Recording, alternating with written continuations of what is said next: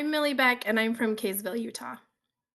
We call the pancreas a dirty word in our house. It's a multi-generational issue that we've had. So it stems back to my great great grandmother. She had chronic pancreatitis. Her mother had died of pancreatic cancer, and my grandfather had pancreatic cancer. Currently, I have a pancreatic tumor that we're waiting to evict, and I have two sons that have chronic pancreatitis. So, for us, and the way it impacts our life, it's a daily thing. It's something we think about 24/7, and it is something that we really take our whole life and map that around that disease to make sure that our family entirely can function.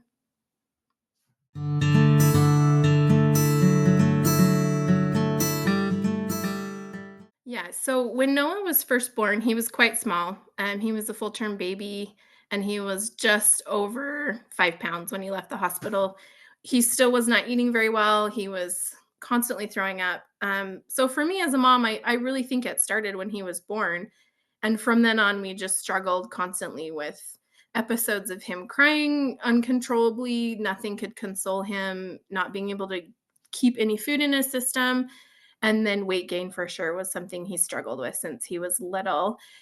He first was seen in the ER for probably the first, I would say, attack because it was days of unconsolable crying, just feeling like something was off with him enough we needed to go in, probably when he was about 3 months old. And then from there, we definitely were frequent flyers and were in the emergency room for fluids and pain management probably every 2 to 3 months.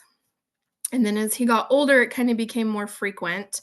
And most of the time when we went to the emergency rooms, we were told, oh, he's just got stomach flu, or, sometimes kids just have these gastroenteritis episodes and they just kind of can't kick it.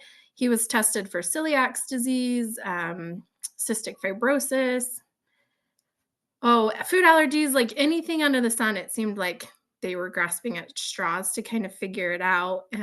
He did eventually see pediatric GI specialists where they kind of were also stumped and tried, try smaller meals, try a low fat diet. And we were constantly tweaking, packing calories to try and get him to gain weight.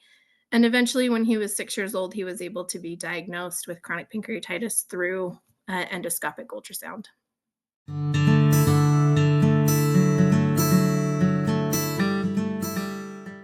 Yeah, I thought Ollie was kind of more of a subtle symptom kid.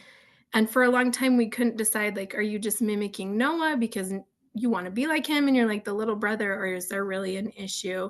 So he was also just a very poor grower, always 2 or 3 sizes behind in clothes than where the typical kid his age would be, really far down on the growth chart.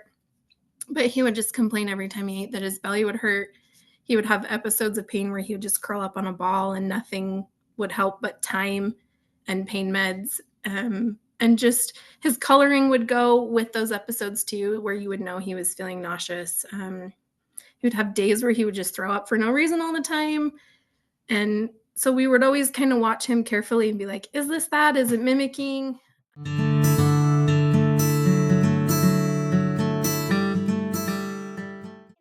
having COVID, but being stuck with it for only a couple of days, but being worse than having stomach flu, but like a really, really bad stomach flu. Like the worst stomach flu of your life. Like somebody was constantly punching you in the gut.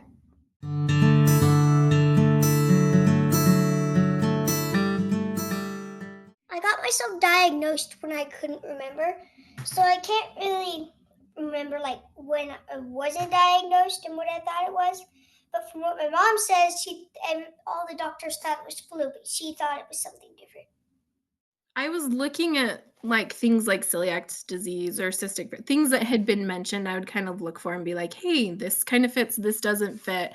No one ever had even tested his pancreas enzymes. And so that was something that was so far out of my head. I was thinking like maybe he has something wrong with his gallbladder or something with his appendix that's making it so he just feels sick all the time. And that was what was causing the issues with the weight gain because he wasn't wanting to eat or he couldn't keep the food in.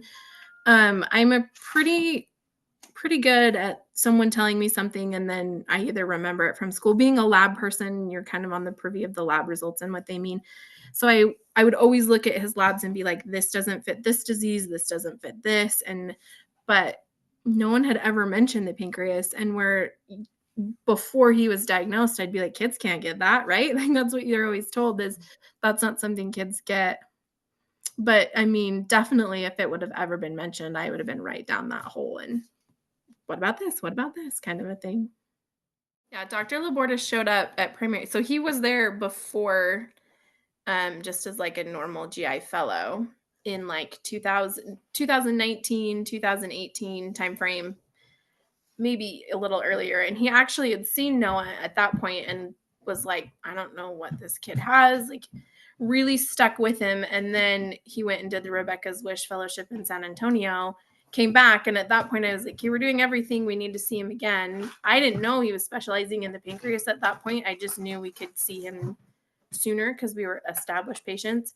And he looked at him, he's like, I know what's wrong with this kid, and I am so glad that you came back, because he's like, that's just one of the kids that always stuck with me. And then he had him scoped and diagnosed within like 3 months of him showing up. So I think a lot of kids have that similar story, because once he showed up, things went really quick. Yes. So he was officially diagnosed at 6. Um, and then from there, it was like super quick from because he had the TPI when he was 8. So it was just 2 years, super quick. When Noah was diagnosed, I laughed pretty inappropriately, I guess, for this situation, because it was like, it's so simple. Like, this was so simple to get it. I mean, it's not simple, but it was like the diagnosis process was so simple once we knew what we were looking for, and it all made sense. And it was just like this aha moment, right? And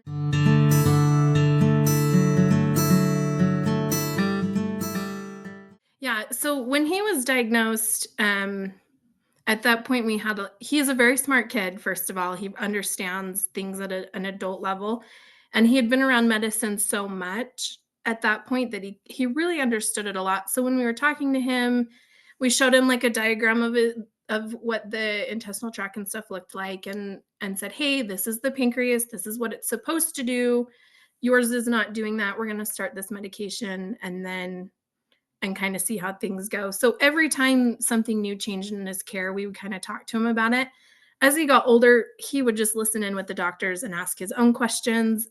Dr. Nathan, who did his TPIT, was grilled for about 20 minutes by Noah with questions, and not me and my husband. So he's just always been able to understand it, which made it a whole lot easier, because it didn't seem so scary and unknown to him, because he really somehow grasped the concept of what his body was doing.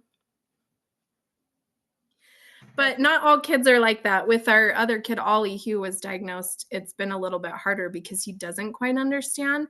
He has no one that we can kind of be like, well, you're like Noah, or like that comparativeness. But when his belly really starts hurting or he's having really bad pain, like he can't think through it like Noah could. So that makes it a little harder to try and really describe to him, hey, your body is doing this. Like it's normal for you to feel this way, and we don't have to go to the hospital every time you feel this way, and that's been a little bit trickier. And he is younger. He was diagnosed at 5, so there's but different personalities for sure play a role in that.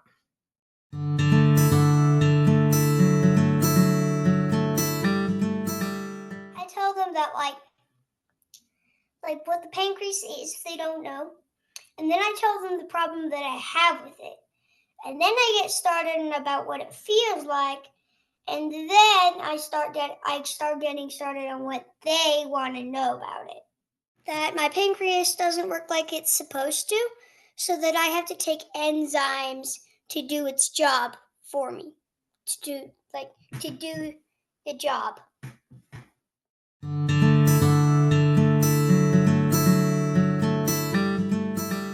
Yeah, so living with a child that has chronic pancreatitis is you make a plan and you plan to cancel it. That's kind of what we would always say, like, oh, we're planning on this, so we'll probably have to cancel it.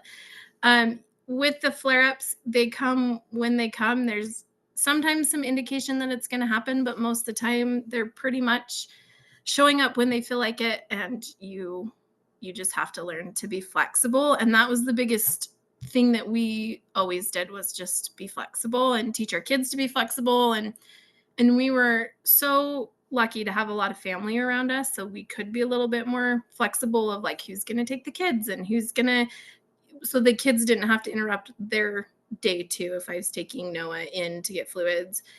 As far as schooling with Noah, he missed all of third grade. I mean, thank goodness that boy is smart because he he missed the entire school year.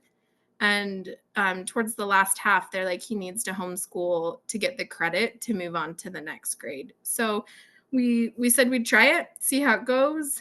Homeschooling is not something that I am at strong at. Noah is too smart to be taught by me, and too smart to sit at a computer screen and expect to learn the way that that's designed. He is very much a social kid. He learns by seeing and by doing. And so that was really hard for him. In a social aspect, Noah loves baseball, and he played on a baseball team and made it to one game the whole season because he just couldn't do it. He just didn't feel good enough. He has lost a lot of friends. There's a big group of boys here his age in our neighborhood, and they kind of all moved on without him when he went into that transition of not going to school and having to go to the hospital so much and then homeschooling. And so fourth grade, he went back to school after his TPIAT surgery, and he's having to make friends all over again. And that's been a struggle because he is social.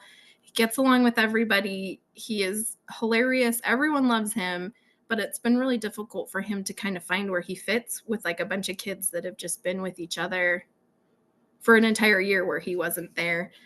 He'll get there slowly. Things are getting better as school kind of progresses more, but that was probably the hardest part for him and for me as a mom, is to realize like he knows he's being left out. He knows he can't do these things because he doesn't feel good enough. And kids just don't understand when what's keeping you from participating is very internal. It's hard for a child to understand that, where if he had like a broken leg, it was very obvious, oh, when your leg's healed, you can come play. But I mean, healing him was a lot more of an intense process than that.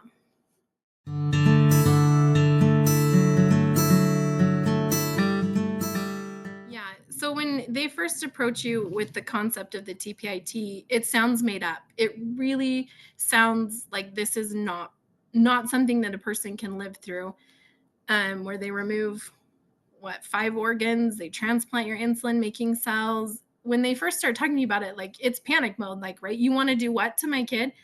And there's it's not like thousands of them have been done. And so when they're telling you, like the surgeon's like, well, I've done 100 of these and I'm pretty experienced and I know what I'm doing, and you're like, 100, like 100, that doesn't seem like that many. But it came down to the point where Noah's quality of life was, we can go to the hospital and he can spend 3 to 5 days there every week and continue to try and stent him and put him through possible episodes of pancreatitis with the stenting, or just and as like a looking back and seeing the future of, he could possibly be a pain med addict because his body will require so much to take care of the pain. Like the depression and anxiety that he could have could lead to him being really suicidal. I mean, the long-term effects of the disease just aren't physical. And so we really took that into account.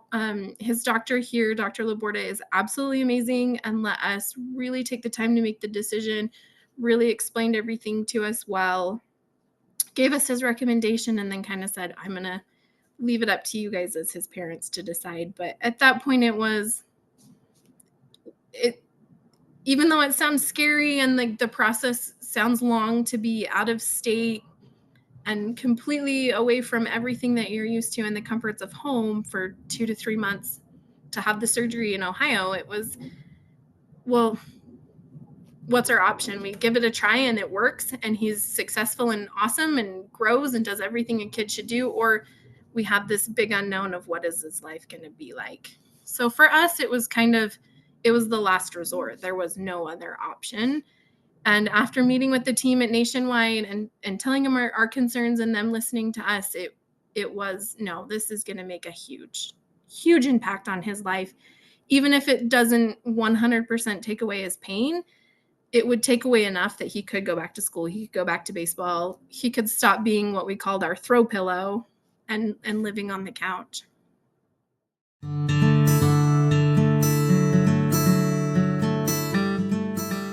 Naturally, he would had to be scared, but I think he was just so excited for what was promised afterward.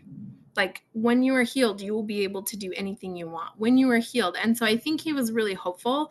And even on the day of the surgery, we waited in the waiting room. I mean, it's like a 20-hour surgery, and me and my husband both, our nerves were fine. Like, there was so much hope wrapped around that surgery that it wasn't scary. And I don't know if that's because we had done everything else up to that point, so we knew it was the right decision, but it was full of more hope than fear.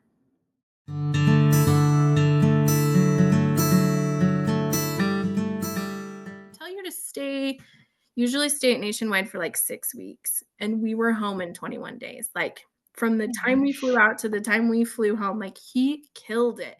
Running when everyone else was starting to walk, like, when everyone was getting discharged from the ICU, he'd already been on the floors for a few days.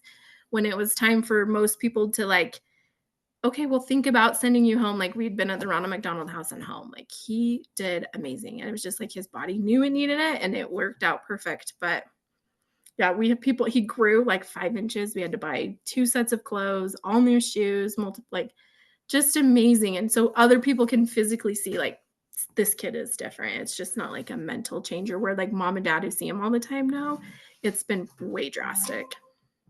A lot better than when I started. It feels like I can do almost anything. My goodness, he's a firecracker. Like, that kid, you can't like, we spent so much of our life trying to keep him comfortable and keep him alive, for a lack of a better word. And now we spend our whole life keeping him out of the street with his helmet on, like, just normal little kid things of those safety concerns of, like, okay, don't ride your bike in the street. You need to make sure you're eating. Like, he is completely different. He is such a 100% normal kid that it's just insane. And it was 3 or 4 months in that process of healing that took place. So I'm like, I was exhausted caring for him, and now I'm exhausted keeping him safe and normal. It's just a different kind of exhaustion. I had to relearn to parent him. But I mean, the color in his face has come back. The light in his eyes has come back. Like, he really just did a 180, 100%. And it's just been amazing to watch.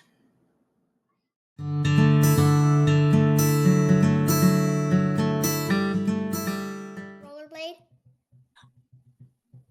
or school.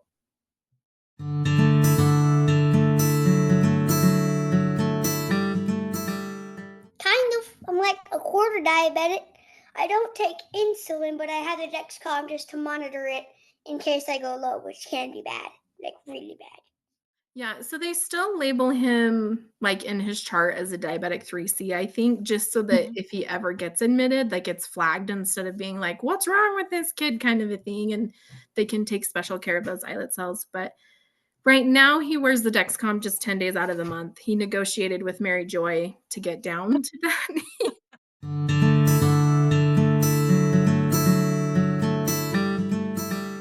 So the first year when we were approached about sending him, it was a big debate in our house because he was 8, never really been away from us, never really had the ability to send him to, like, family for more than, like, a sleepover here or there. And so it was like, okay, we're just going to trust that this is what he needs. It's what he wants. And when I dropped him off, he was gone. He was with he didn't even know these kids. And it was like just this bond of knowing that they had the same type of illness, the same type of struggles. Like, I don't even think he said goodbye to me. He was just in his own element doing his thing.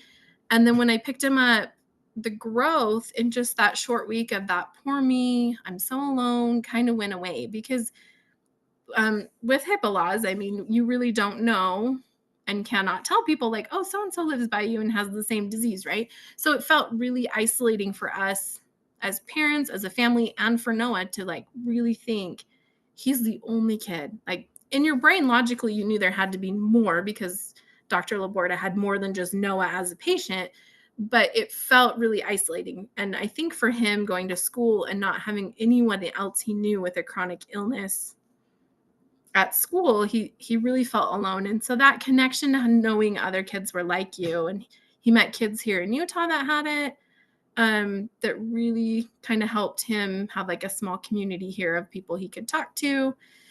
I don't know if I met any parent. I didn't meet any parents the first year that had a TPIT, and I don't know if he met any kids. But the next year we had come post TPIT, and the amount of parents that I had asking questions, coming up to me, being like, "This is my question. This is my concern." I could see how that was beneficial to have a group where these parents could ask questions, they could see concerns, they could see what a kid was like afterward, what their struggles were. And that has meant the world to me, to be able to help other people and to keep them from having like the same type of worries and going in their head constantly and being like, yeah, we had that worry too. This is how we handled it, kind of a thing. But yeah, he keeps in contact with a bunch of kids from Camp Hope, and I think he will for most of his life. And as soon as we bring him home, it's when's next year's. Get it on the calendar. Like, it is such an important thing to him. And I mean, I think everyone's jealous that they didn't go once they come pick their kid up and hear about everything they did. It's like, well, I want to go. So it's definitely did a huge impact on his mental health for sure.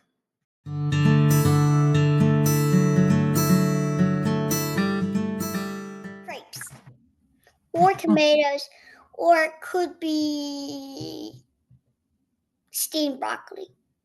What are the three?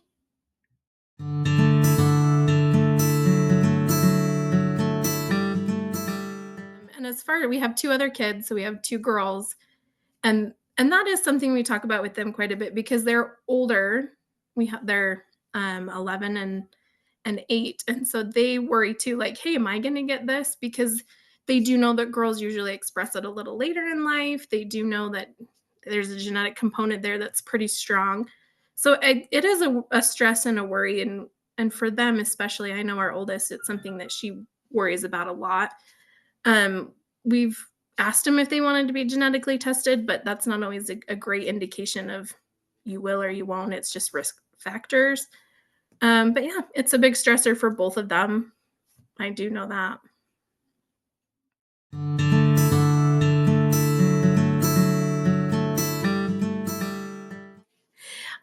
I have been so blessed to have a big family, and so they immensely. I mean, dinners are being brought in when Noah is sick, and kids are being watched. So I don't do it alone. I cannot take any credit for doing it alone.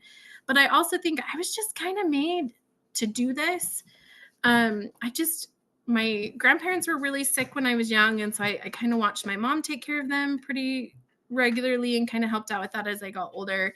Um, and this, I don't know, this may be a really personal, but then it's like I had a little sister that passed away in a car accident pretty tragically when I was just out of high school, maybe first years of college. And so like I've just always really had these things that have been really difficult to deal with. And I've just learned, like, my little sister would always say, um, you have two choices. You can stand here and cry about it, or you can take two steps forward to fix it. And so that's just kind of always stuck with me and I just try to always remember that. Like, and if I don't, like, I hear her nagging little voice in my head, like, you need to move forward, kind of a thing. And I have an incredible spouse who helps immensely, and his job is super understanding. And so when he needs time off, he can take time off. And just I try not to have a crappy attitude, because once you hit that spiral of having a crappy attitude, everything seems like it's just too hard and too difficult. But I've just learned to reach out and say very openly, this is our life, this is our struggles, and letting people in to help instead of trying to manage it all on my own. Because if I did that, like, I'd be in a white jacket in a rubber room. There's no way that one person can do this all by themselves.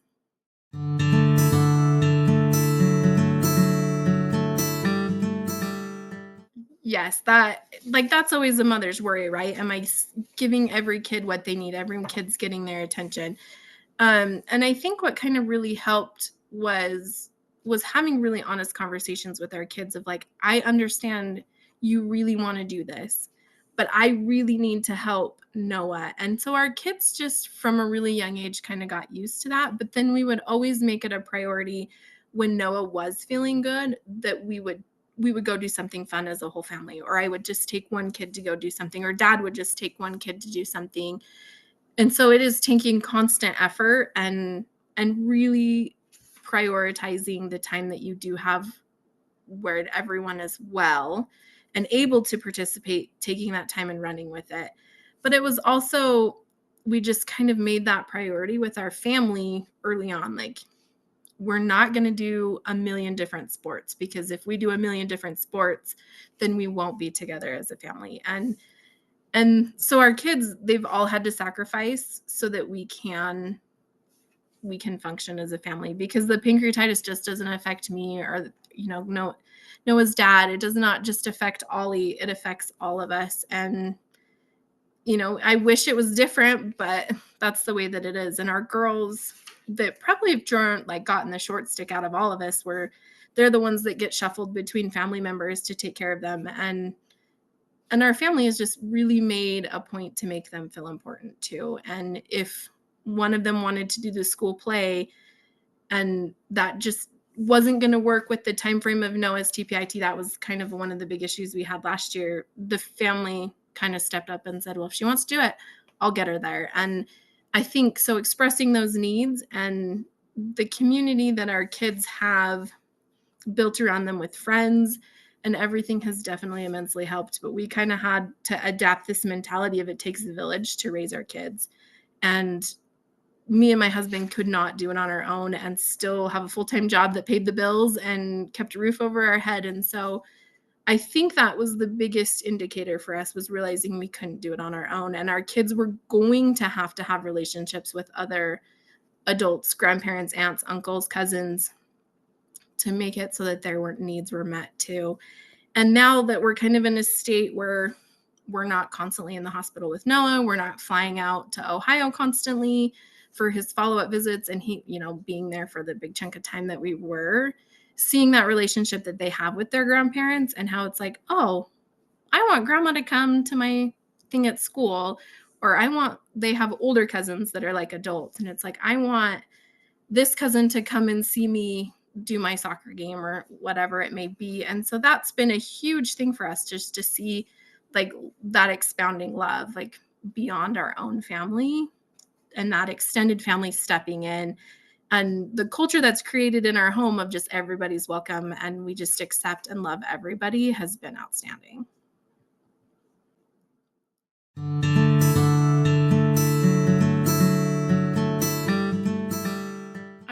I think more people I would understand that it's just not a one-time thing.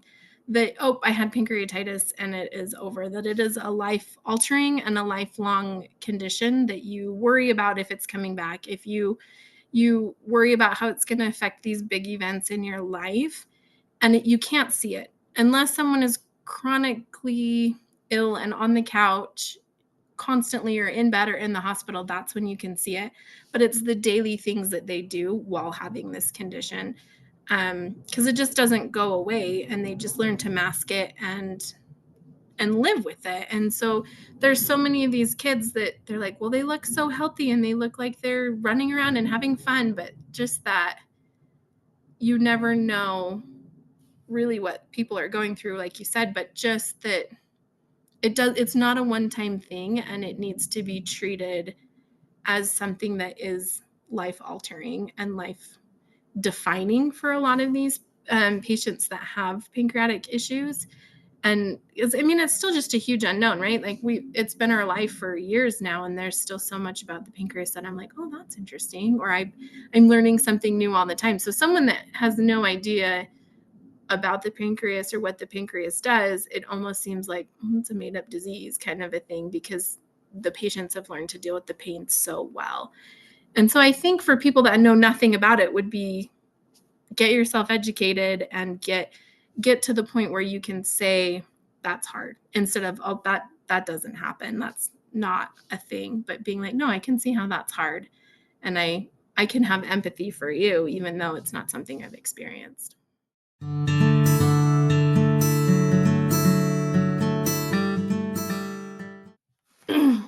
So we found out about my tumor by accident and gone in for some other imaging, and they had found it on the scans during that set of imaging.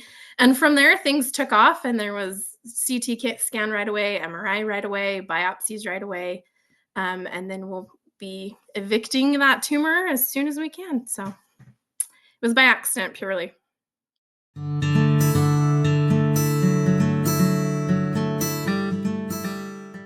Believe that you'll be okay and never give up hope.